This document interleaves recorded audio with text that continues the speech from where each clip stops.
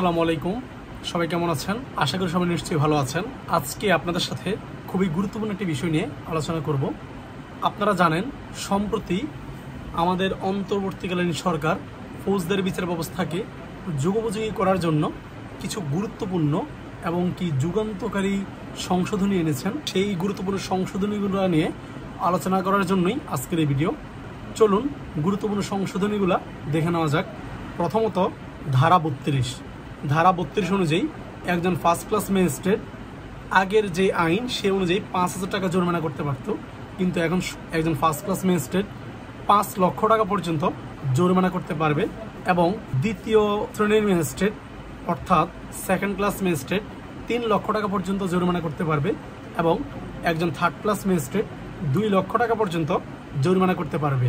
এটি একটি যুগান্তকারী সিদ্ধান্ত এবং সংশোধনী। পরবর্তী ধারা হলো, ফৌজদারি বিচার ব্যবস্থায় আসামিকে সুরক্ষা দেওয়ার জন্য গ্রেপ্তার সম্পর্কিত কিছু নতুন ধারা সংযুক্ত করা হয়েছে। সেটি হলো 46A, B, C, D, E। চলুন এই ধারাগুলোতে কি আছে সেগুলো দেখে নেওয়া যাক। 46A এই ধারায় মূলত দেওয়া আছে যিনি গ্রেপ্তার করবেন তাকে কি বিষয় মানতে হবে বা পালন করতে হবে সেই বিষয়ে দেওয়া আছে। আমরা যদি দেখি এই ধারাটি, এই সংশোধনীটি, এখানে আছে যিনি গ্রেপ্তার করবেন তার নাম পরিচয় জানাতে হবে এবং নাম, ইউনিফর্মের যে নাম থাকবে সেটি এমনভাবে রাখতে হবে যেটি ক্লিয়ারলি প্রদর্শিত হয়, এবং যাকে গ্রেপ্তার করা হচ্ছে তার আশেপাশের ব্যক্তিদেরকে জানাতে হবে। দ্বিতীয় যে বিষয়টি সেটি হলো লিখিত মেমোরান্ডাম তৈরি করতে হবে। এই মেমোরান্ডামের মধ্যে অন্তত একজন সাক্ষীর স্বাক্ষর থাকতে হবে। সেটি পরিবারের সদস্যই হবে অথবা এলাকার যে গণ্যমান্য ব্যক্তি আছে ওনার স্বাক্ষর থাকবে। যদি এমন কাউকে না পাওয়া যায় তাহলে সেই কারণ লিপিবদ্ধ করতে হবে এবং আসামি চাইলে এখানে স্বাক্ষর করতে পারবে বা টিপসই দিতে পারবে। তৃতীয় যে বিষয়টি সেটি হলো পরিবার বা বন্ধুকে খবর দিতে হবে। যদি আসামিকে বাসার বাহির থেকে গ্রেপ্তার করা হয় তাহলে 12 ঘন্টার মধ্যে তার পরিবারের সদস্য বা তার নিকট যে বন্ধু আছে তাকে সেই গ্রেপ্তার বিষয়ে জানাতে হবে। চতুর্থ যে বিষয়টি আছে সেটি হলো আসামির শরীরে যদি কোনো শারীরিক আঘাত থাকে সেটি লিপিবদ্ধ করতে হবে এবং চিকিৎসা প্রদান করতে হবে। পঞ্চম যে বিষয়টি সেটি হলো গ্রেপ্তারকৃত ব্যক্তিকে তার পছন্দ মতো আইনজীবী কিংবা তার যে পরিবারের সদস্য আছে তাদের সাথে গ্রেপ্তার হওয়ার 12 ঘন্টার মধ্যেই সুযোগ দিতে হবে। আমরা বলতে পারি এই ধারাগুলো খুবই গুরুত্বপূর্ণ আমাদের ফৌজদারি বিচার ব্যবস্থায়। চলুন 46B-তে কি আছে সেটা আমরা দেখে নিই। 46B-তে আছে গ্রেপ্তার করার সময় গ্রেপ্তারের কারণ লিপিবদ্ধ করতে হবে এবং পরিবারকে জানাতে হবে। এই সেকশনটিকে আমরা দেখলে কয়েকটি ভাগে ভাগ করতে পারি। সেখানে আছে গ্রেপ্তারের রেকর্ড অফিসিয়াল রেজিস্টার রাখতে হবে।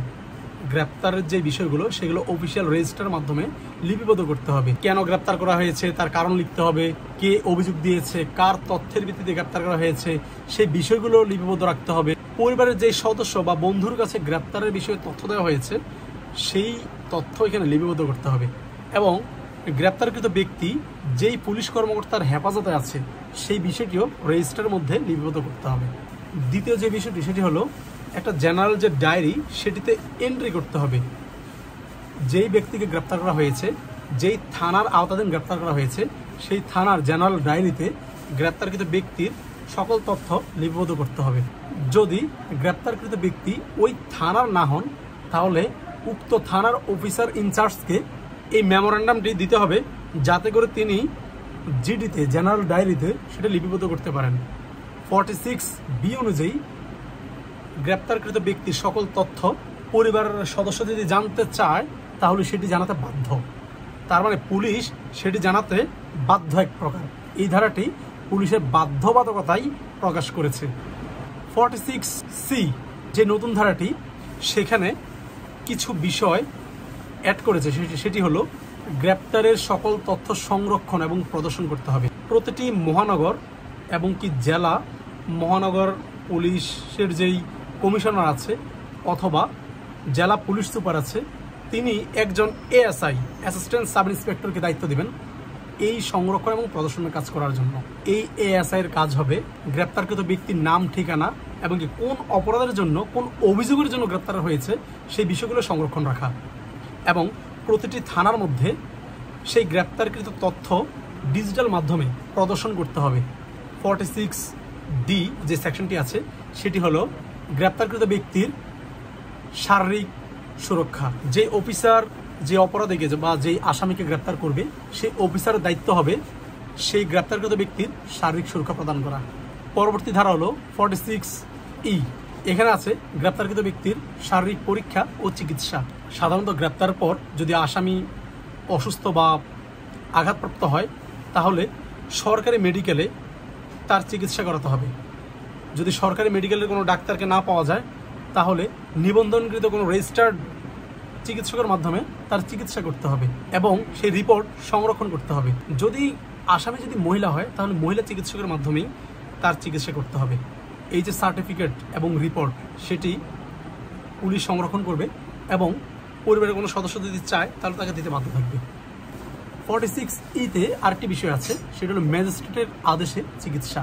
সাধারণত ম্যাজিস্ট্রেটের সামনে গ্রেপ্তারকৃত ব্যক্তিকে যদি উপস্থিত করা হয়, যদি ম্যাজিস্ট্রেট দেখেন যে ওই ব্যক্তি অসুস্থ কিংবা আঘাতপ্রাপ্ত, তাহলে ম্যাজিস্ট্রেট উক্ত ব্যক্তিকে চিকিৎসা দেওয়ার নির্দেশ দিতে পারবেন 46E অনুযায়ী। দেখা গেছে গ্রেপ্তারকৃত ব্যক্তি গুরুতর অসুস্থ বা উনি সশরীরে হাজিরা দিতে পারছে না, এমনকি উক্ত আসামিকে হসপিটালে ভর্তি করা প্রয়োজন, তাহলে তাকে হসপিটালে ভর্তির আদেশ প্রদান করবে ম্যাজিস্ট্রেট এবং ভিডিওর মাধ্যমে সেই ব্যক্তির হাজিরা ম্যাজিস্ট্রেট নিতে পারবে। এটিও একটি যুগান্তকারী সংশোধনী। এবং এর সাথে সাথে আমাদের 51 যেই সেকশন আছে এবং কি বিনা পরোয়ানা যে গ্রেপ্তারের বিধান আছে 54 বা 54 ধারাতে পুলিশ যে ক্ষেত্রে বিনা পরোয়ানায় গ্রেপ্তার করতে পারে সেই বিষয়গুলোতে অনেক সংশোধনী এসেছে। আমরা বলতে পারি আমাদের আরও অনেকগুলো সংশোধনী এসেছে। সেই সংশোধনীগুলো নিয়ে আমরা পরবর্তী ভিডিওতে আলোচনা করব। সে পর্যন্ত ভালো থাকুন, সুস্থ থাকুন। আল্লাহ হাফেজ। আসসালামু আলাইকুম।